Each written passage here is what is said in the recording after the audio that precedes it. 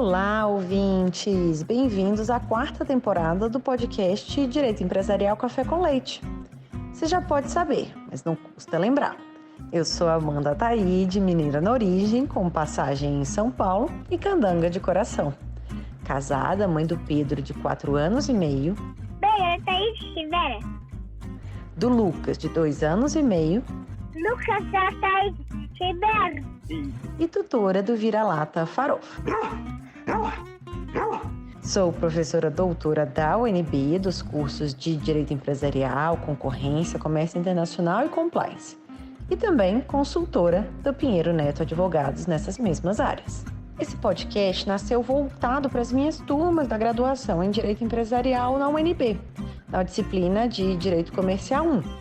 O objetivo era e continua sendo de que, a cada nova aula, eu possa aproximar os alunos daqueles autores mais relevantes no direito empresarial no Brasil, tanto na parte de teoria geral da empresa, quanto em fundamentos do direito societário. Mas o podcast ele não se restringe mais aos meus alunos, pois a gente já tem ouvintes de todo o Brasil, de todas as idades e fases nas carreiras. De modo que todos vocês poderão ter com o nosso podcast uma biblioteca virtual, em áudio gratuita, dos principais livros, capítulos ou trechos de livros e artigos acadêmicos essenciais para a compreensão do direito empresarial no Brasil. Pegue então sua xícara de café com leite ou então seu tênis para fazer alguns exercícios junto comigo. Aumente o som e vamos então para o próximo episódio?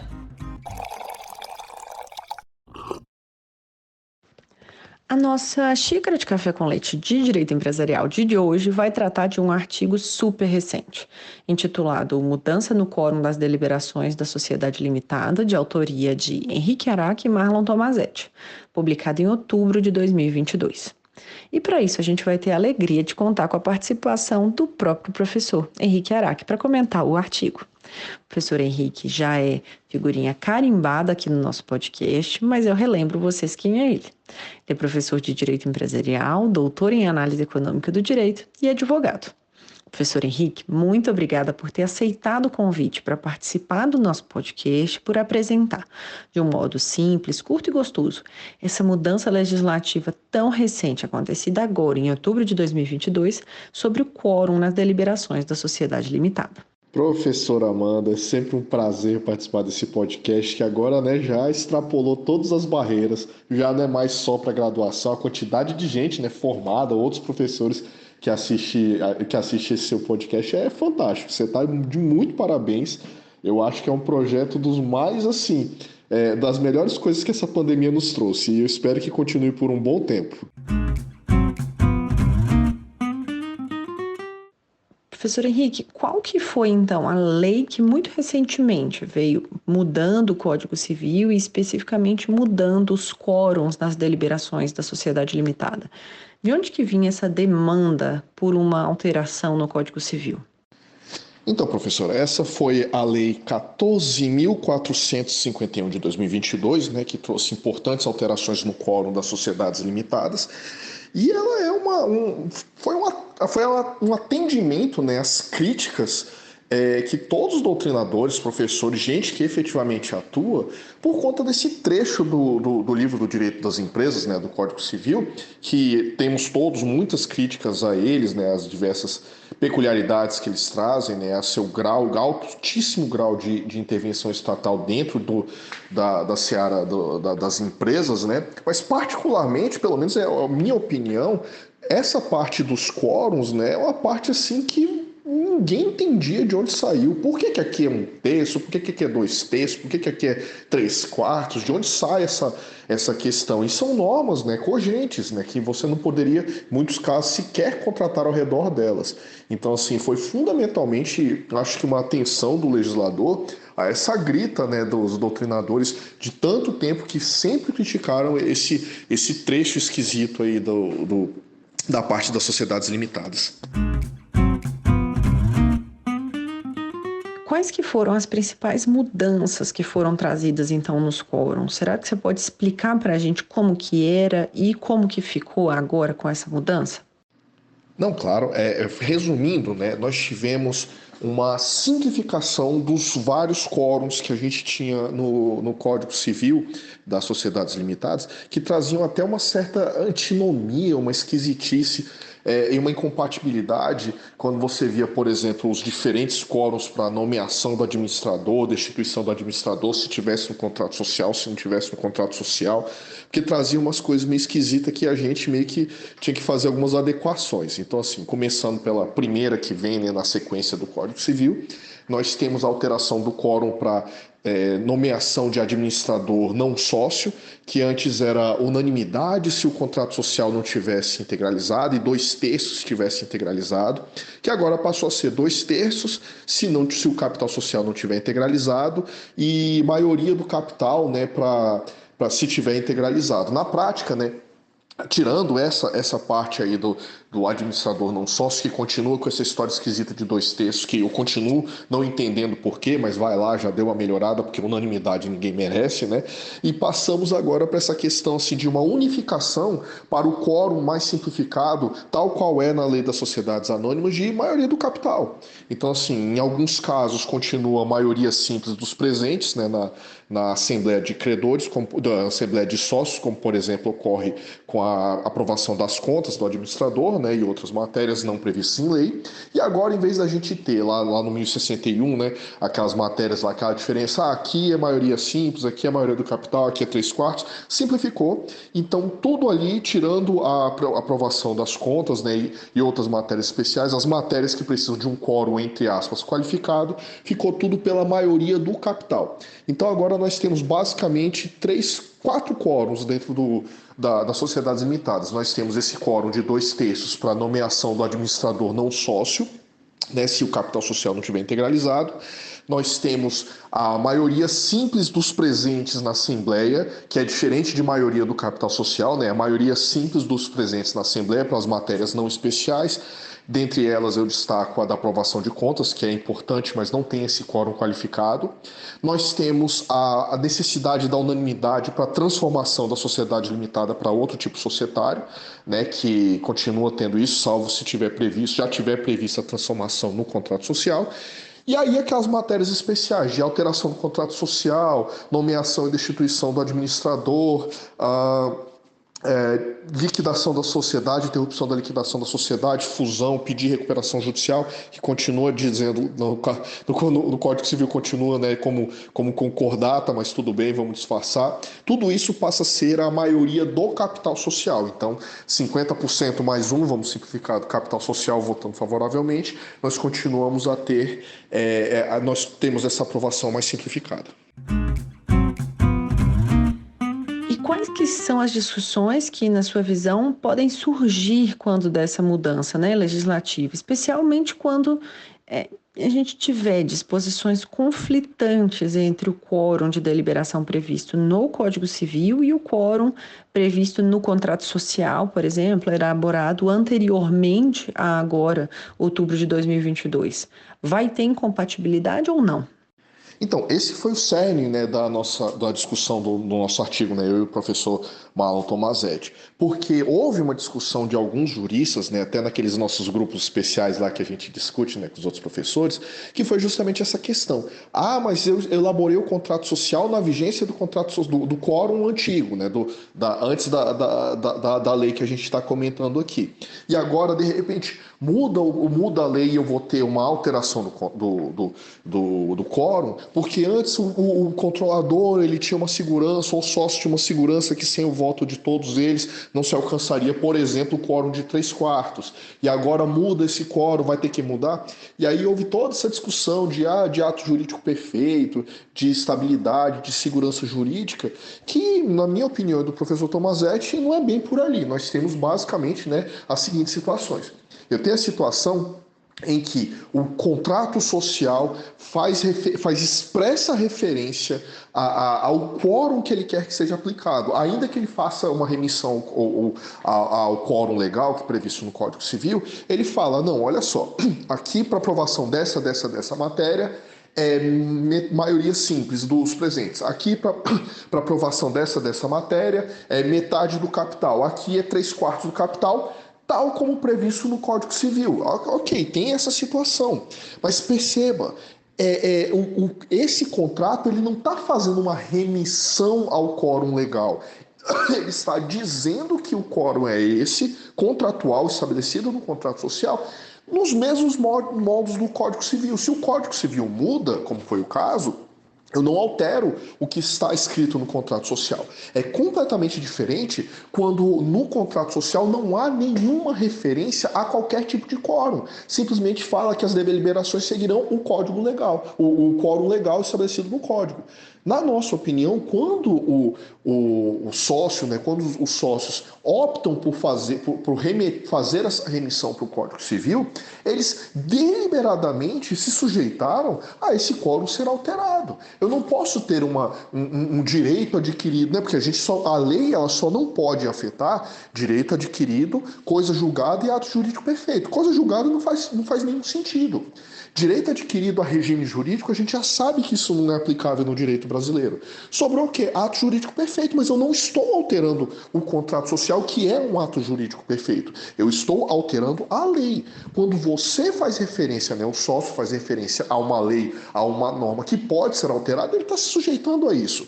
Por exemplo, não ocorre isso somente em contrato social. Contrato de compra e venda também. Eu posso colocar um contrato de compra e venda e atribuir o preço a um índice governamental, a um índice privado, é uma coisa que está fora das minhas mãos. Aí, se alguém alterar as regras de cálculo daquele índice, eu não posso, porque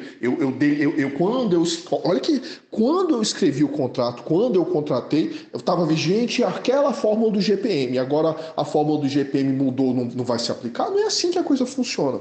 Nós temos que ter a liberdade para contratar do jeito que a gente quer, inclusive deixando lacunoso, deixando omisso, quando nós entendemos que não há vantagem, não é interessante, não é eficiente contratar isso. Isso acontece o tempo todo. Nós não celebramos contrato de compra e venda, por exemplo, quando estamos um contrato de compra e venda específico para comprar, sei lá, pão na padaria. Não compensa esse tipo de investimento. Às vezes, aquela sociedade que decidiu não discutir, não deliberar a respeito dos quóruns de deliberação das assembleias futuras, achou por bem que não haveria essa necessidade. Era uma sociedade mais simples, uma sociedade familiar que eu não quis discutir isso.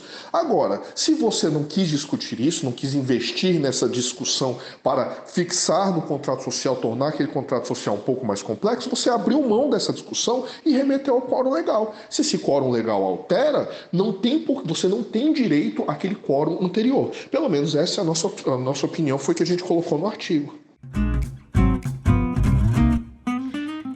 E agora, caminhando para o final da nossa conversa, eu queria entender, se eu puder compartilhar aqui para a gente, qual que foi o não mais importante da sua trajetória e que te moldou aqui até o dia de hoje. Olha, essa eu acho que é a pergunta mais difícil que você me fez até agora aqui nesse podcast, porque, olha, foram tantos nãos que eu tomei na minha carreira que eu falei também que fica difícil selecionar. Eu vou começar com um não que eu falei e vou falar com um não que eu ouvi. Acho que esses dois nãos são bastante importantes.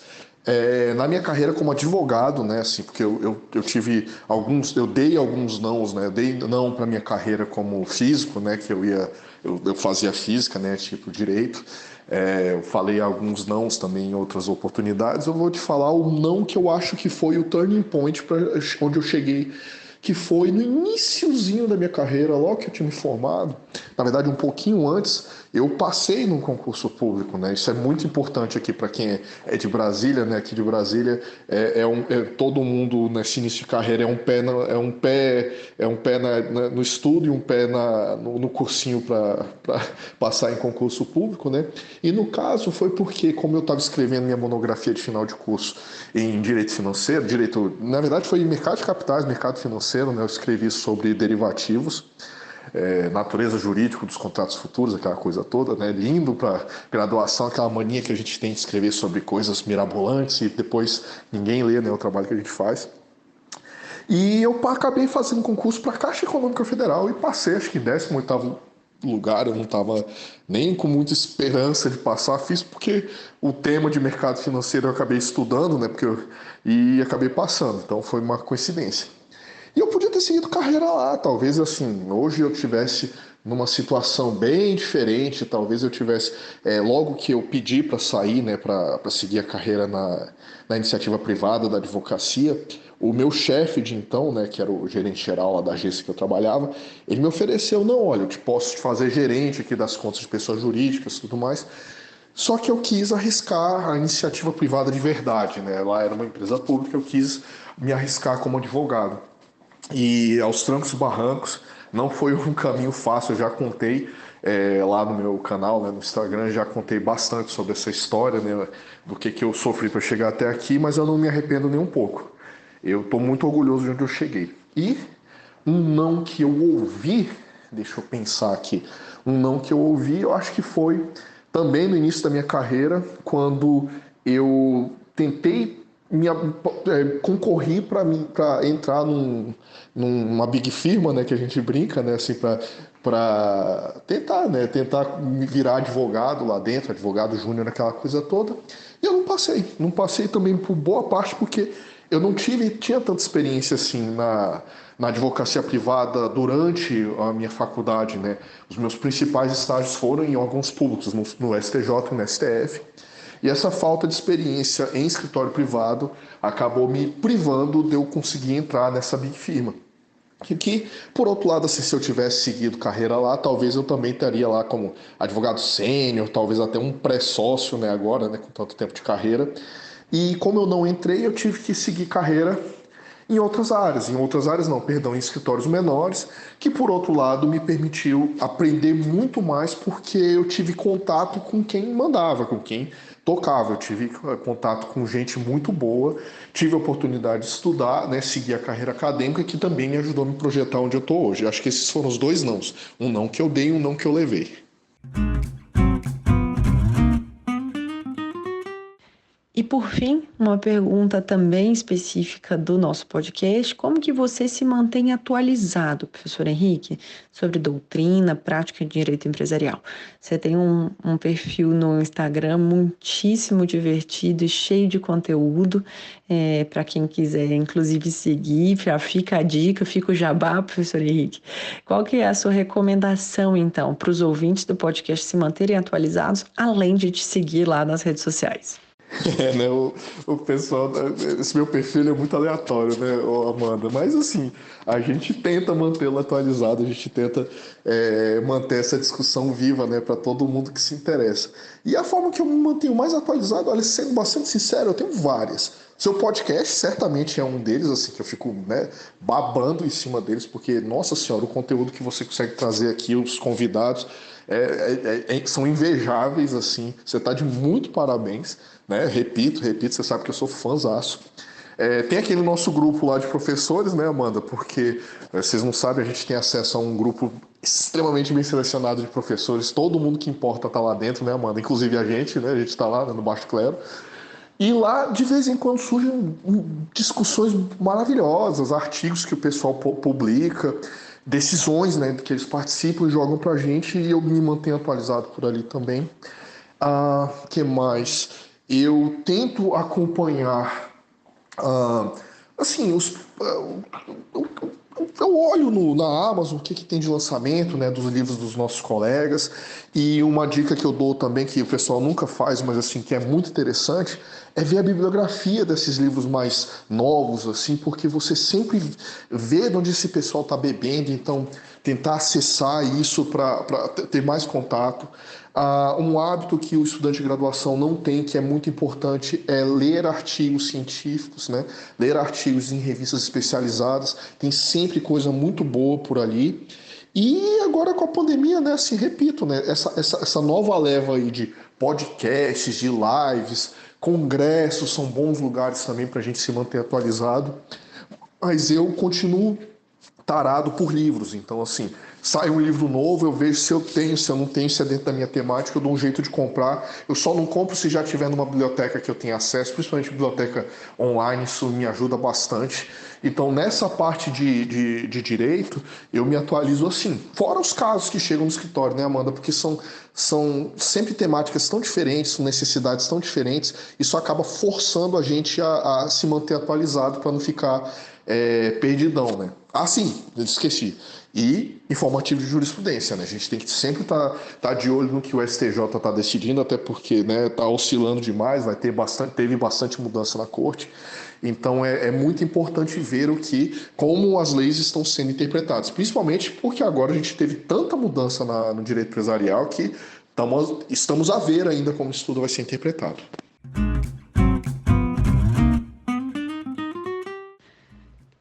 Professor Henrique, muitíssimo obrigada pela sua presença mais uma vez aqui no nosso podcast para tomar um café com leite com essa mudança tão recente na nossa legislação. Super obrigado, um abraço. Professora, é um prazer. Você sabe que eu adoro participar desse podcast. Eu me sinto super honrado de estar ao lado, né, ombro a ombro aí com gente tão importante que você anda entrevistando e de vez em quando você dá espaço pra gente, né, do Baixo Clero aqui, fazer os nossos comentários. Sempre um prazer, sempre que você precisar, sempre que tiver oportunidade, eu tô às ordens e vamos embora. Segue que seu trabalho tá muito bom. Um abração, pessoal. Um abraço.